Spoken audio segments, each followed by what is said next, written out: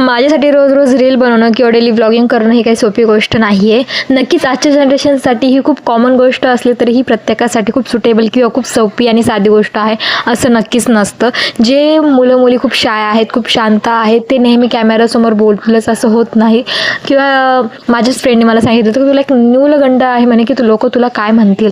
नक्कीच 4 लोक काय म्हणतील हा विचार नेहमी मनात असतो, पण मी नेहमी हा विचार करते की 4 लोकांपेक्षा पण जास्त लोक आहेत. मी त्या लोकांचा विचार करते आणि त्या लोकांसाठी रील बनवते, कारण की त्या 4 लोकांपेक्षा सुद्धा काही दुसरे लोक असतात जे आपल्याला ॲप्रिशिएट करतात, जे नेहमी आपल्याला त्यांना नेहमी असं वाटतं की आपण यशाला गाठावं किंवा इतरांपेक्षा काहीतरी वेगळं करावं.